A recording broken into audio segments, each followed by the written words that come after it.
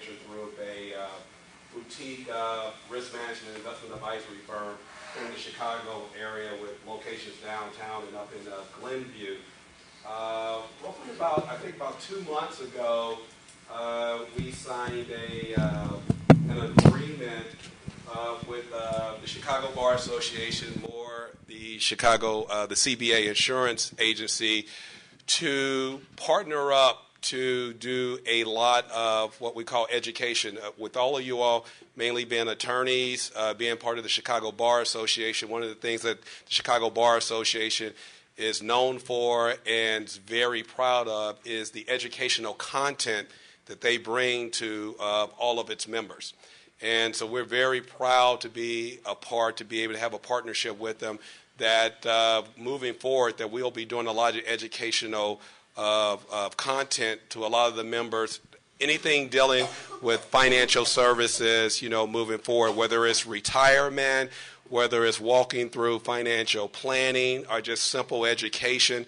We look forward to bringing you different content going forward. Also, as we move forward, we hope that we'll be able to start on time. Once again, we do apologize that we are, basically starting 20 minutes late. We take full responsibility for that, but we do promise you that we will end on time. So we'll get all this in, and then Matt Kelly will have this all up and running, be able to bring the educational content that we promised through what was marketed through the CBA Insurance all out to you all. So without further ado, I want to introduce Matt Kelly, who's Regional Vice President for Park Avenue Securities. We partner with Matt we work with him all the time. He comes to do seminars. We had a seminar up in Rosemont last night about retirement. So Matt's going to get up here, walk you through. Matt's in from Pittsburgh. So I've been doing this for roughly 20 plus years. Almost 20 plus years, speaking to individuals such as yourself, going around educating individuals about walking the path of retirement, and the planning process of that. So without further ado, I will turn it over to Matt Kelly to run with the presentation. All right. Thank you very much, Van. And I truly appreciate everybody's patience. I don't know if you've ever been in a situation where one of your inputs on your computer just decided it wasn't going to work that day. But that's where I was. So what I thought would be a pretty seamless thing, plug in, have the projector going, it obviously wasn't. But I am cognizant of everybody's time. We'll make sure that we get through all of this information in an efficient manner and make sure that we get everybody just back on schedule, and I'll take full responsibility for that. Could have been in a better situation. But with that being said, thank you all for the opportunity to be here. As Van mentioned, I work with Park Avenue Securities, which is the broker-dealer that Hunken Ewing uses for their securities business. And my job is essentially kind of really threefold. Number one is to work with our partner firms, the boutique wealth management firms across the Midwest, to help their advisors look at their clients' retirement portfolios and construct ways to be able to create income streams for them in retirement in an efficient manner. Second is that I work with our folks on different investment selection, and also, as part of the plan, different income streams. So whether the client has access to a defined benefit pension plan, they have some sort of portfolio that's been on the sidelines for some time, or, as an example of what we're going to talk about today, maximization of their Social Security. And then the last thing that I have as a responsibility with my firm is to partner with these firms to do education like this, both at the client level and then also for other professionals in our industry. So with that being said, we're going to get started. Today the presentation is kind of what you need to know as a professional about Social Security. So what we're going to do is we're going to go through how Social Security works.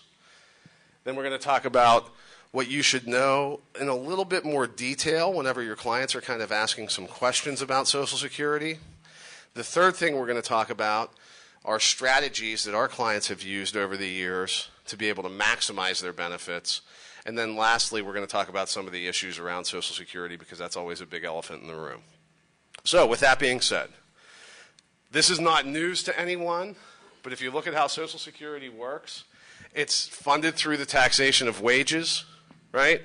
So when we get our FICA tax, we all know that a portion goes to Social Security, right? You get your Social Security tax, and you have your Medicare tax, and a portion's paid by your client or yourself, and the portion's paid by the firm or the business owner, whatever the case may be. The average check being paid out is about $1,400 a month for current retirees. People going into retirement today typically have a larger amount being paid out to them on a monthly basis. So the average for somebody that's turning 66 this year is closer to $1,750 a month. The one point of communication I always have with clients whenever they talk about the inner workings of Social Security is just to make sure that they're aware that whenever they get their taxes deducted from the Social Security Administration, that money's not being put in to a designated account for them. There's no deferred income annuity with their Social Security number as the account number, growing specifically for them. All the government's doing is they're taking the current taxes and transferring them to the current retirees, right? So for a long time, that always worked really, really well, and you didn't read a lot about any problems with Social Security because whenever people are retiring at 62 or 65 and their life expectancy is 67 to 70, depending on whether they're male or female, didn't really put a lot of pressure on the system. Everybody's working, few people are retired. That always seemed to work. Now we have this thing called longevity, right? And that's a good thing. We know a lot of people out there that are living longer lives. And that's where some of the issues come, and we'll examine that a little bit further in the presentation. So with that being said, next question that a lot of clients have is, how do I become eligible for benefits? Become eligible for Social Security benefits by earning 40 credits from the Social Security Administration. And essentially all that means is that you worked at some point in your life full-time for 40 quarters. So any quarter where you made an equivalent to today's dollars, $2,500, you earned 1 credit for Social Security benefits. 10 years of active employment gets you eligible for a check. Now, just because you're eligible for a check doesn't tell me how much that's going to be because there's a separate calculation for that. So your check is going to be determined by 2 things. Number 1, that check's going to be determined by how much you earned in Social Security earnings. Right? So your first, this year, $137,500 is considered Social Security eligible earnings. You pay into Social Security on that amount, and if you go over that amount, there's no additional Social Security tax. So what the Social Security Administration does whenever they take a look at what your check's going to be is they calculate your earnings for your best 35 years. They take an average of that and boil that down to an average monthly payment. Then they run it through a calculation where they consider the first $1,000 as essential income that you need, and then for folks that go above that amount, they'll increase your payment up to a maximum right now of around $2,700 a month. So the calculation for increased earnings, right, the higher your income is, the lower percentage replacement you have for those increased earnings up to that $137,500. So the check that anybody would receive can range anywhere from, say, $400 a month to $2,700 a month. It just kind of depends on what your earnings history is. So I use examples all the time whenever I'm talking about calculating a worker's benefit from Social Security, right? So if I continue to do this, I'm 40 years old, so I continue to do this for the next 22 years or whatever the case may be, kind of going around the Midwest, giving presentations, working with financial advisors. And I get to my full retirement age, and they do the calculation in that 35 years, my benefit's $2,200 a month, right? My wife worked outside of the home in a marketing capacity for about 11 years with a couple of banks in Pittsburgh where we live. And then we had our first child 8 years ago. She decided she was going to stay home at least for a while. Now we're 3 kids into it, and we have an 8-year-old, a 6-year-old, and a 2-year-old. We're not sure when that career is going to get started back up again. So from that standpoint, she had 10 years of really good earnings with what she was doing in the banking world. But if you drop 25 zeros into that equation, the worker's benefit isn't going to equate to what anybody that worked for the entire 35-year period looks like. So that's one consideration. Sometimes clients, they went to grad school, obviously law school, professional school, medical school, whatever the case may be, and they have 30 years of employment with really good earnings and a few years where it's kind of spotty. If you're in that situation, if you can replace one of those lower earning years with a higher earning year before you file for benefits, it could substantially impact what your check looks like. There are resources available for clients. So the Social Security Administration used to send out statements, and everybody would get them 2 months before their birthday every year, and it would come in the mail. But whenever you're talking about 300 million people in the United States and 200 million that are eligible for some sort of benefit, it became really expensive for them to send that through the Postal Service. So they decided that they were going to stop doing it on a regular basis. Once you're in your 60s, you should receive some communication via regular mail every couple of years. And if you're under 60, they're only going to send it out on a hard copy once every 5 years. But the statements are still generated, and they're housed at socialsecurity.gov. So any individual in the United States can actually go into socialsecurity.gov, create a username and a password, and whenever you go to do that, they'll ask you security questions similar to what they would ask you if you were applying for credit, going in to log into the IRS site, all of those different things. But you can go in and you can look at your current statement, any of your past statements. They have calculators in there, different things that you can kind of play around with to see what those benefits look like. And one of the things that we offer through our firm is a little bit more detailed analysis. So if you, as an example, have a Social Security Administration statement that you wanted to kind of make some sense of as to how much income is going to come at different points, or you want to coordinate benefits with your spouse, we have the capability in the software to be able to show you every single data point and every single claiming strategy. So we do that for our clients as a free of service charge. So with that being said, any questions on the basics with Social Security? I know this is probably a review course for everybody here, but I like to kind of just set the tone and make sure that we have a good foundation before we go through some of the more advanced topics that come into play here. All right, so I guess I'm doing a good job so far, right? Hopefully. With that being said, the next thing we're going to go through is what you need to know as a participant in Social Security, or what you need to know as someone who works with folks that are going to be going into retirement as a professional.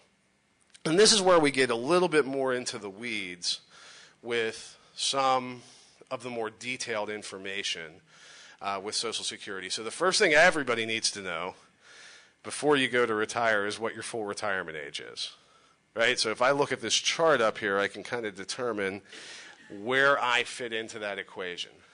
So for folks born between 1943 and 1954, your full retirement age is 66. For birth years after 1954, the Social Security Administration started to stagger full retirement ages by two months per year, right? So if I have somebody that was born in 1957, their full retirement age is 66 and 6 months. Full retirement age doesn't tell me when I'm eligible to take income from Social Security.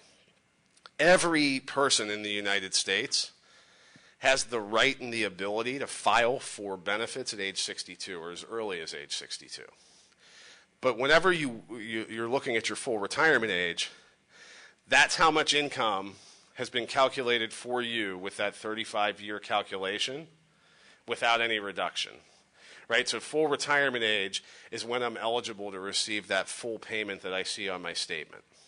The second thing is that's when a little bit less strings are attached, and we'll kind of go through some of that information here. But if we look at, folks that are in the United States, you have the right to file for benefits as early as age 62. And most of us probably know somebody that's done it. My father-in-law, for example, worked for a phone company, and he had the best retirement plan I've ever seen. He worked for 42 years.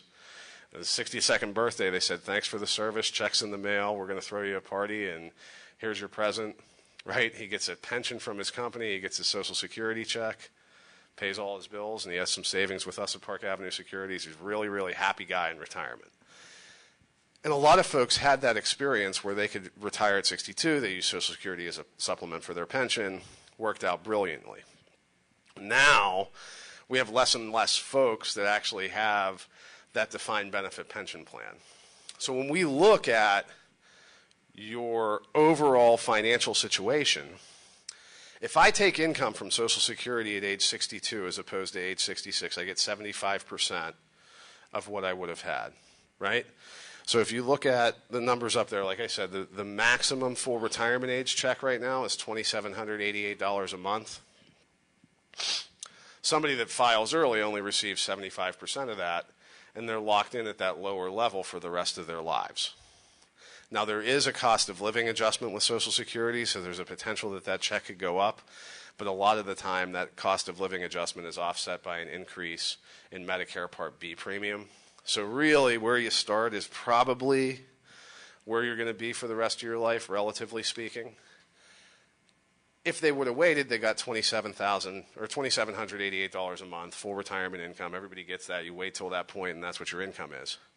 What a lot of people don't realize is that if you wait past your full retirement age, the income actually grows by 0.2% per month, which equals 8% per year. Now, we're pretty good at what we do, but to find a no-risk investment that guarantees 8% a year growth is pretty tough. So some of the conversations we have with our clients are whether or not they need that money right away. You know, if you're not going to be working anymore and you don't have a ton of resources to be able to create that income that needs to come into your life through fixed income portfolios, annuities, cash values, different types of lower risk investment options, then yeah, we're probably going to have to tap into that. But if you look at that as an asset to your plan, right, and just think of it in terms of dollars, right? So if I'm 62 and I take income from Social Security at a level that's at $20,000 a year, right? Let's say I live to be 85. I'm going to get $460,000 from Social Security, right? I wait until I'm 66 and take that payment over 20 years instead of 25 years, but now my income is $2,400 a month.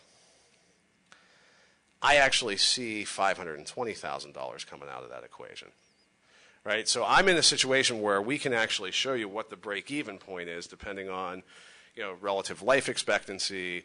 You can see different data points, but long story short, maximizing your Social Security payment is important for a couple of reasons.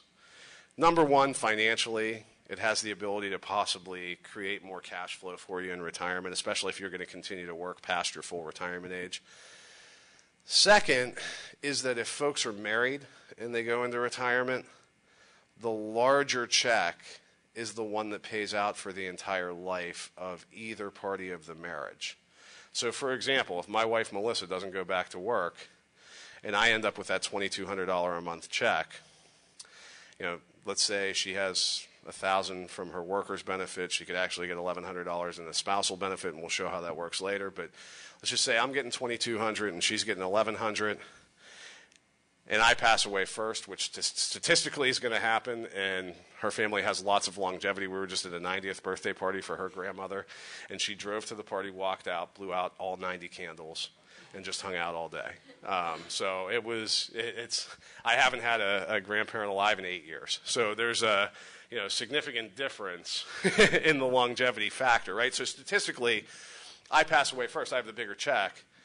If Melissa lives another 15 years, she continues to receive my benefit. So that's where we have a lot of those conversations with our clients, and especially if there's a big age discrepancy where one spouse is older and they're the primary breadwinner, then it's a situation where we really want to make sure we don't activate that too early because it could have a negative impact on future finances. Any questions there? Does that all make sense? Okay. So the next thing that we have a conversation about with our clients is that there's a cost of living adjustment, but don't get too excited about it, right? Because it can potentially get offset by increases in Medicare Part B premiums. Most folks see a little bit of an increase at some point in time in their Social Security checks. You can see what the averages were Over time, it averages about 3%. Lately, it's been a little bit less than that in most scenarios. 2009, we were coming, basically off of 2008, so we saw some growth associated with the index that they use to be able to calculate the cost of living adjustment. But that cost of living adjustment is based on the CPIW index, which is different than the consumer price index that we see in the USA Today and the Wall Street Journal, on the Today Show, all that good stuff, right? So they just track an index that's really about the cost of living for the average worker in the United States and adjust Social Security payments lock, stock, and barrel with that index. And then we get into a lot of conversations with clients whenever they get into their retirement about taxes, right? Because our country has been pretty good about helping people know that they have to save money, right? And they put money into their 401ks and their IRAs and all that good stuff. But whenever it comes time to retire, your taxable income becomes very important. And it's not just, working income. It's whatever is considered to be income while you're in retirement. And it's really important for a couple of reasons. Number one, it's going to dictate how much tax you pay on your Social Security. Number two, your taxable income is going to impact what you pay in terms of Medicare Part B premium. So a lot of people know that the more income you have, the more subjected you are to income tax on your Social Security. A lot of people don't realize that you could actually be in a situation where you're paying pretty hefty Part B premiums for Medicare. So they look at modified adjusted gross income. Some people call it combined income. And essentially what that is for a retiree, once you go to take Social Security and you file for Medicare, Social Security Administration, Medicare are looking at two things, really three, I guess. They're looking at your adjusted gross income. If you're in retirement, no wages, that's distributions from 401k, IRA, any type of capital gains that you have, just whatever that adjusted gross income number is. They're adding in 50% of your Social Security, and then this is the only calculation where they use it, but they actually use non-taxable interest. So they take any interest payments that are received by your client from a municipal bond that they own, whatever that calculation comes up to is their modified adjusted gross income. Most folks that are in retirement right now either have one of those pension plans that I was talking about before, or they're taking income from their IRA 401k to be able to live and supplementing that with Social Security. If you're in that situation, all of that income is taxable, and you'll probably pay tax on 85% of your Social Security payments. That's not an 85% tax, right? If you get $1,000 a month in payments, you get $150 without paying any income tax on it. $850 is subject to your income tax or whatever your federal income tax level is. But if you can somehow compress those numbers by doing some planning early on for clients and having different resources, that can be a significant advantage for them because they get that, that basically that headwind of tax almost not out of the way, but reduced quite a bit. So if you're married filing jointly and your income's between, I tried not to look, but I have to, but if your income's between $32,000 and $44,000, half of your Social Security is subjected to federal income tax. If you go over $44,000 with modified adjusted gross income, that's where they get into that 85% area. If anybody can keep it under $32,000, you don't pay any tax on your Social Security. So planning point for people that are in their 60s right now and they're going to claim Social Security, what they have is pretty much what they have. I mean, the only things you can do to reduce your taxable income later on in retirement, once you're getting pretty close, would be to convert some traditional assets to Roth so that you don't have any taxable income coming from that account. But for younger folks, you can start to do some planning and teach them, or at least that's one of the things that we try to do, is teach them about tax diversification, tax allocation in addition to asset allocation. So the areas where you can take distributions that won't increase your modified adjusted gross income are really two places, maybe three. First would be any Roth account. Roth IRA, Roth 401k doesn't increase your adjusted gross income as long as you held it for 5 years and you're over 59 and a half whenever you take the distribution. All gains are considered tax-free. Even if you've only had it for 5 years, you can access basis first. Any of those types of situations will not increase your modified adjusted gross income. What a lot of folks don't realize is most companies have introduced a Roth 401k option, and there's no income limitation. So if it's a Roth IRA, your contribution level is limited by whatever your income is. So if you go over certain levels, you're not going to be able to participate in Roth IRA contributions. If you participate in a 401k plan or any qualified plan that has a Roth option available, the IRS does not limit your contribution by any type of income standard whatsoever. So, assuming Bill and Melinda Gates still take income from the Microsoft company, they could actually put, the maximum amount into a Roth 401k. They could also convert some of their traditional money into Roth. The only limitation there is on the contribution of IRA money. So that's kind of an important thing that a lot of people don't realize. And for the people that are in their 30s, 40s, and 50s, and you're having conversations with them, it might be a nice conversation point to say, hey, does your company have a Roth 401k? And they're probably going to look at you and say, I have no idea.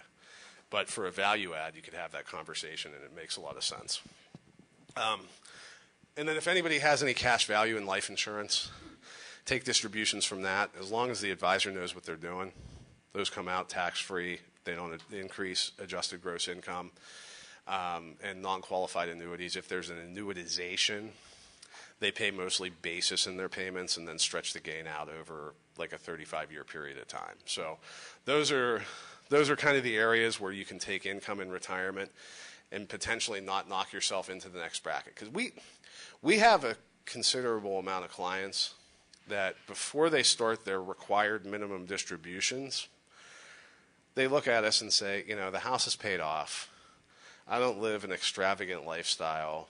Every once in a while, I like to take a trip and go see my grandkids, but that's pretty much all I need. So I'm going to take my Social Security, and maybe I'll take an extra $10,000 out of my retirement account to take those trips. But that's really, it's not, I'm not going to be over that $45,000 limit. Then as soon as they get into the situation where the IRS says, you got to take 3.4% out of your account this year because it's a required minimum distribution, and that number continues to increase, then they get bumped up into that 85% taxable bracket for Social Security. So it's not a situation where you can manage everybody's expectations, but a little bit of planning on the front end can potentially save you some money in tax. Any questions there? Yes? If you have a traditional 401k and you convert it to Roth, is there some sort of tax event that happens then? Yes. Yeah, so there's a calculation that any traditional to Roth conversion, you have to pay the tax on what comes over. And then they have a goofy calculation for if you have only a portion of your money is getting converted. They look at the ratio, and I have it written down, but I remember a lot of it. That's one I can't remember. But yes, there's a taxable event. But then from that point forward, you don't pay any tax at all. Now, I would talk to an accountant about that. This is just kind of like strategically thinking. But if you have a year where you don't have significant earnings and you're over 59 and a half and you do the conversion, you can just actually have that company withhold the tax. So then you would just have a new account value lowered by whatever the income tax payment was that you won't have to pay taxes on again. You're not forced to take an RMD either. Yes, sir. If you file separately, only one Mm-hmm. takes Social Security, is the amount of combined income still count, or is it just? So yeah, that's a good question. So the question was if the client, if the individuals in retirement file separately, does the combined income from both spouses still count? The answer to that question is no. You would have the single calculation which is a different set of numbers. So they go with those first numbers up here. It's hard to see, but if you're not filing jointly, you're filing, separate returns. Each individual is looking at no Social Security if modified adjusted gross income is under $25,000. If they're between 25 and 34, that's when they get into the 85% level. If they go over 34, that's whenever it gets, 25 to 34 is the 50% level, and then over 34 is the 85% level.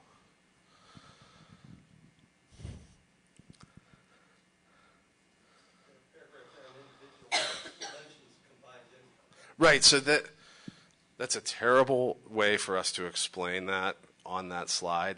So there's an interchangeable piece where modified adjusted gross income is sometimes referred to as combined income because it's combined from different sources of income.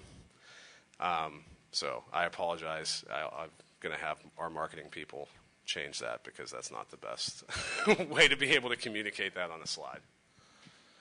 Yes, sir. I don't know if this is the appropriate time for these two questions. First Yep. of all, what about execution on Social Security? Is it prejudging creditors? What's the relationship? So the Social Security payment, I would actually have to get back to you on the judgment from creditors piece of it. I know I have that in my resources, but that's just one of those things that I'll have to look up. But I promise I'll get your information from Tyler and we'll correspond there. Sure. Second question. Social Security benefits and divorce. Okay, so that's a good question, and I have that coming up here in a couple of seconds. Yep, so we'll get that moving. One of the other things that folks have a conversation about sometimes is, why wouldn't I just go ahead and file whenever I'm 62 years old? The main reason why you wouldn't is because they have what's called an earnings test. So between 62 and your full retirement age, if you make more than $17,040 and you file for your benefit, they'll actually reduce the benefit by $1 for every 2 you go over the limit. They give you a little bit more flexibility in the year you actually achieve your full retirement age, but that's the main reason that it's detrimental for somebody still working to file for benefits before their full retirement age. So the last thing we want to go through before we get into some of the issues with the program is just a couple of things that a lot of people don't know. So first of all, to be eligible for Social Security in the United States, you either have to have had those 40 quarters worth of earnings or be married to somebody that did. So a spousal benefit in the United States is going to be equal to 50% of your spouse's workers' benefit. So with that being said, if you work, you're entitled to the higher of your own workers' benefit or 50% of your spouse's. So if you take Melissa's example, if she went out and her payment was only $500 a month and I'm at that $2,200 level, we go down, we're 10 months apart, we file for benefits, we're both at our full retirement ages.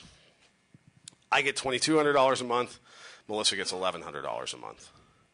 If she goes back to work and she has a $2,000 benefit, she gets $2,000, I get $2,200. So it's whatever the higher amount is.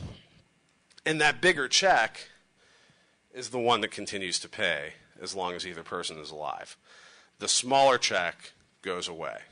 So if I pass away first, my check goes to Melissa, her check goes away.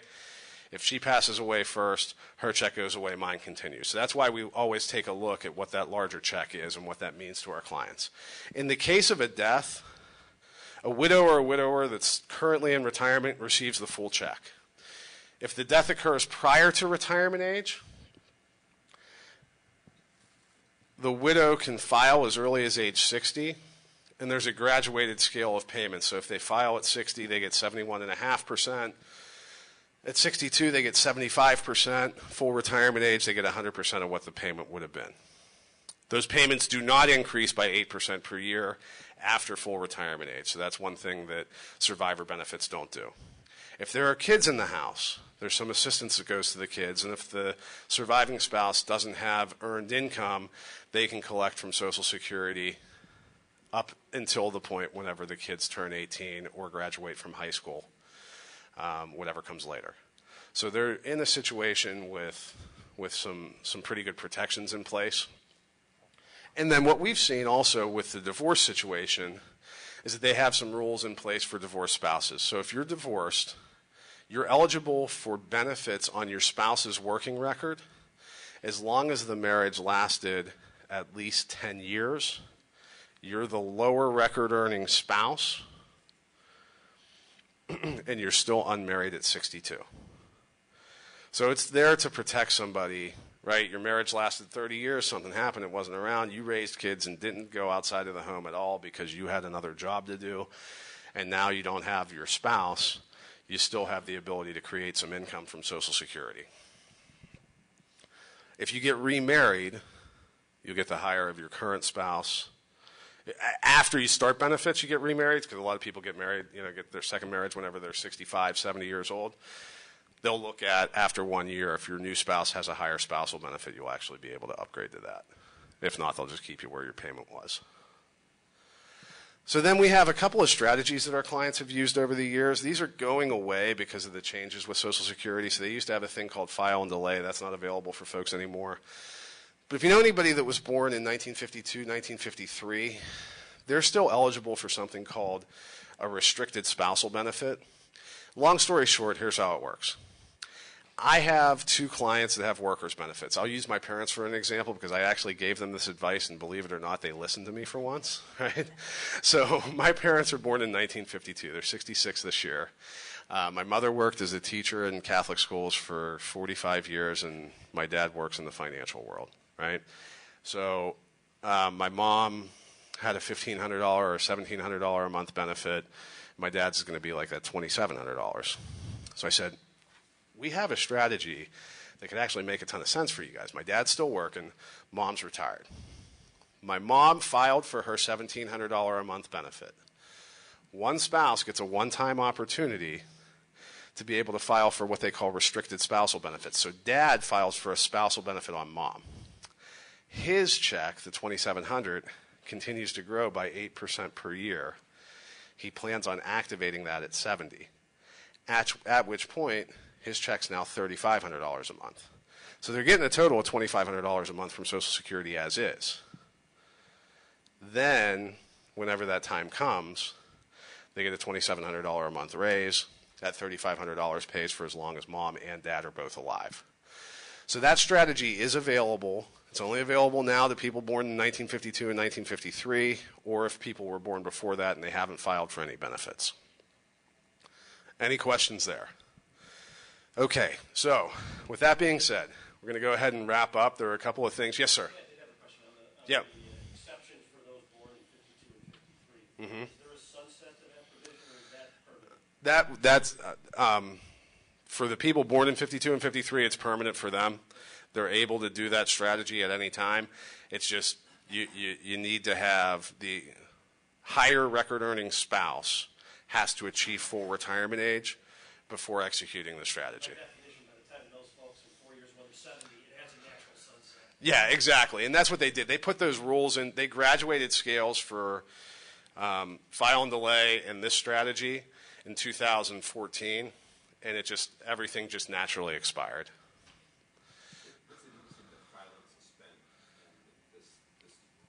File and suspend would be, if I'm a worker and my spouse didn't work, you used to be able to say, I'm filing for benefits to activate the spousal benefit on my spouse, but I'm going to still let mine grow and activate mine later. Now they will not let you do that. In order for you to receive a spousal benefit, you have to activate the worker's benefit. So this one is because you have two workers' benefits, you're activating one and taking just a shorter period of time worth of spousal benefits, but that's going away too. They're finding all the loopholes that are originally in the system where we were able to really capitalize and get some more money in folks' pockets. Yes, sir. So just to be clear, if you're both on full retirement, both spouses can get Social Security? Oh yeah, absolutely. Now, there are some considerations for state employees and government pensions where there are offsets on the amount of Social Security that is paid. But yes, if you're 62 or older, and specifically if you're over 66, You're eligible, each spouse is eligible to take Social Security, and they get the higher of their own workers' benefit or whatever spousal benefit would be available based on what their spouse made. Yes? Mm-hmm.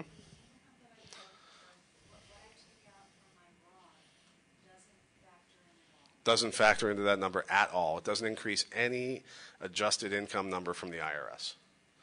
Tyler? Oh, yeah, I'm sorry. Right. Yeah. So the question was, do Roth distributions increase any income whatsoever, whether it be modified adjusted gross or adjusted gross? And the answer is no. Sir? If spouses are a married couple or both of the same age, can this one spouse start claiming their own benefits? Let's just say they have 40 quarters but get a low benefit. And when the other spouse wants to wait till 7, can then the spouse who's been getting benefits on their own up to the spousal benefit and So that 50%?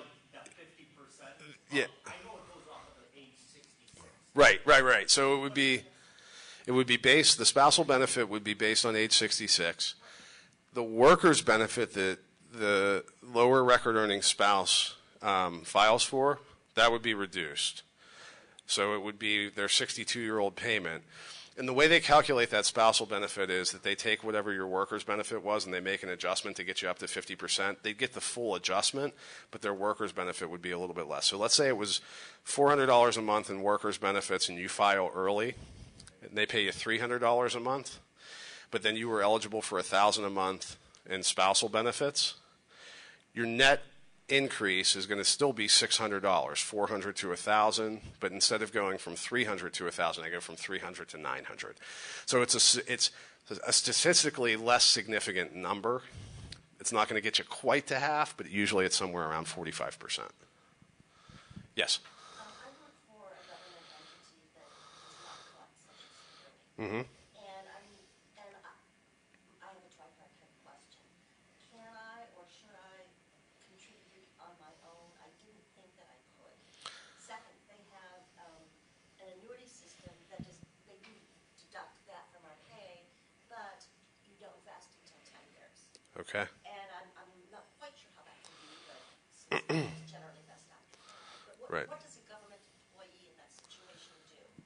So the question was, are government employees eligible to contribute on their own to Social Security? And the answer to that question is no. Now, there are extenuating circumstances. If you own a separate business or do consulting, things like that, you can accrue some benefits. But usually if they're not significant Social Security earnings and you haven't had the 35 years, they're going to be offset by whatever government pension is paid out. On the annuity side of things, that would be a separate conversation because I just don't know the details of that retirement conversation, but because they'll have a separate plan document and everything. We'd be happy to review that for you, but that's not something that I can kind of get into with one specific case. Any other questions? Can I just Yes. piggyback? So the earnings that I make as a government employee where I make no social security contribution, that amount as a salary level cannot help to adjust my social security benefit. Would that be correct? Right. So the question was for earnings that aren't covered by Social Security, where you don't pay in, they will not affect how much the Social Security payment is, and that's correct. Yes. No problem. So the thing we just want to wrap up on is obviously everybody hears about some of the issues around Social Security, and we talked about it earlier, right? Our population of workers is decreasing compared, relative to the population of retirees because of longevity. And that's what's putting pressure on the program. Actuaries will tell you the problem isn't permanent. It's for the next 25 to 30 years. We have the baby boomers going into retirement, and the millennials aren't fully employed yet. That's like the barbell, because those generations are pretty equal in numbers. My generation, the Gen Xers or whatever you want to call us, we are much smaller in numbers, and that puts a lot of pressure on the overall situation. So that's out there. A couple of things that they're taking a look at, obviously it's always subject to political agendas and what parties are in power. Some of the things they're talking about, just quick fixes, would be change the cost of living adjustment, either eliminate it or have it tied to a less aggressive index, which it's not really growing that much as is, but that could save some money.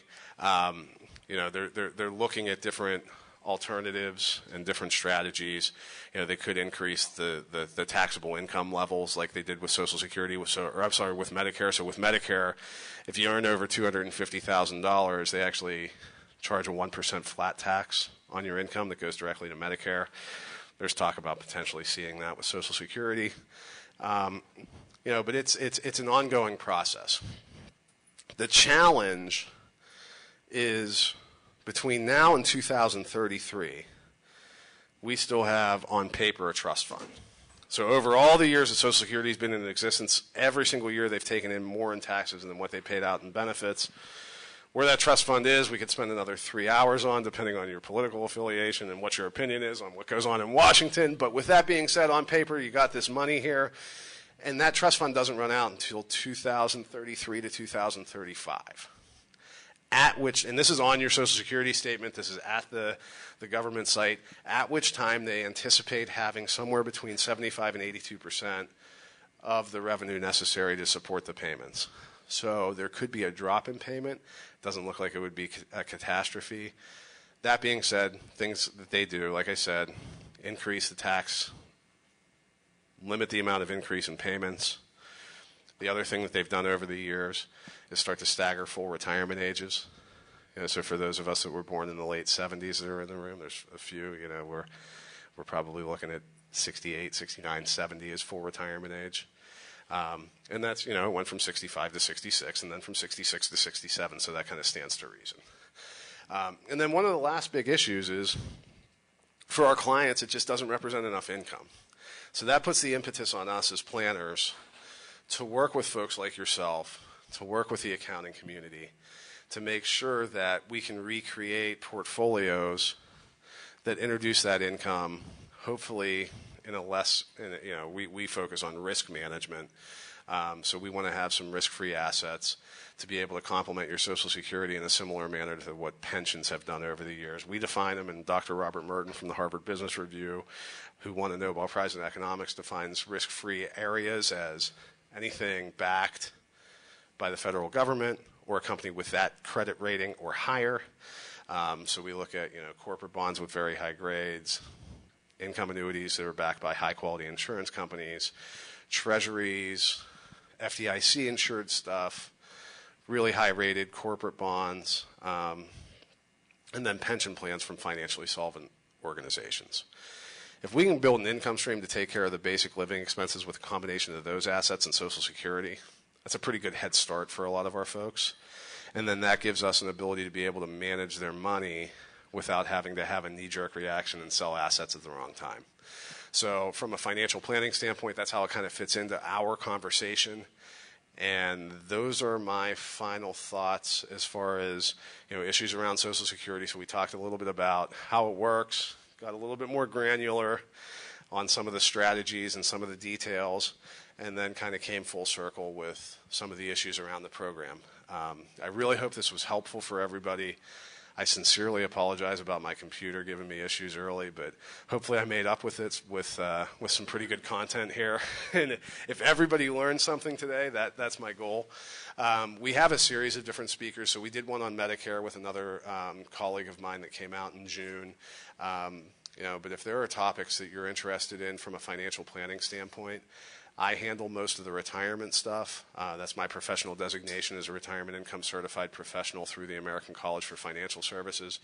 We have folks that specialize in literally every aspect of financial planning. So we have a number of different initiatives that we can help you with, and really appreciate the partnership and the opportunity to be here. Thank you. Tyler, do you have anything?